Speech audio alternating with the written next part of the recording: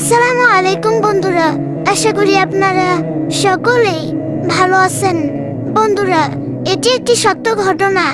ঘটনাটি ঘটেছে ভারতের আহমদাবাদ শহরের জামালপুরা মহল্লায়। একটি মুসলিম পরিবারের একটি কুমারী মেয়ে হঠাৎ কয়েকদিন অসুস্থ থাকার পর মৃত্যুমুখে পতিত হলো। বিত্তশালী পরিবারের এই মেয়েটি ছিল সবার আদরের। তার শখ ছিল ফ্যাশন প্রিয়তা, ফ্যাশন ডিজাইনের নানা রকম পোশাক সবসময় পরিধান করে বেপরদা অবস্থায় সেজেগুজে বাইরে যেত। এখনো মেয়েটির বিবাহ হয়নি। হঠাৎ মৃত্যুর পর মেয়েটির মা পরপর দিনরাত মেয়ের লাশকে স্বপ্নে দেখলেন। স্পষ্ট কণ্ঠে মেয়েটি বলছিল, মা, আমাকে কবর থেকে বের করো, আমি বেঁচে আছি। পর্যায়ক্রমে দিনরাত স্বপ্নে দেখার পর এলাকার লোকদের এবং পুলিশকে জানানো হলো। তারপর পুলিশের উপস্থিতিতে কবর খনন করা হলো। দেখা গেল মেয়েটির মাথার চুলে দুটি সাপ, চেহারায় হাতে পায়ে অসংখ্য কাকলাস এবং বিচ্ছু কামড়ে ধরে আছে। আসরের পর দেখা গেল ওসব সাপ, বিচ্ছু, কাকলাস কিছুই নেই।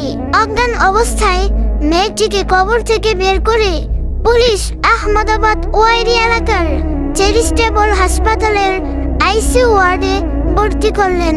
সেখানে তার চিকিৎসা করা হচ্ছিল। তার উপরের ও নিচের ঠোঁট ছিল না। জ্ঞান ফেরার পর মেয়েটি বলল, আমি 2 সপ্তাহের জন্য পুনরায় এসেছি, তোমরা নামাজ পড়ো, রোজা রাখো। একথা বলে মেয়েটি পুনরায় অজ্ঞান হয়ে গেল। তাকে 12 দিন যাবৎ আইসিইউ ওয়ার্ডে রাখার পর পুনরায় কবরে দাফন করা হলো। বহু লোক মেয়েটিকে এক নজর দেখার জন্য হাসপাতালে ভিড় করত। সবাই আলোচনা করছিল, ব্যতিক্রম এই ঘটনা মহান আল্লাহর ইচ্ছা অনুযায়ী ঘটেছে। আল্লাহ পাক চান মুসলমানগণ ধর্মীয় অনুশাসন মেনে জীবন যাপন করুক।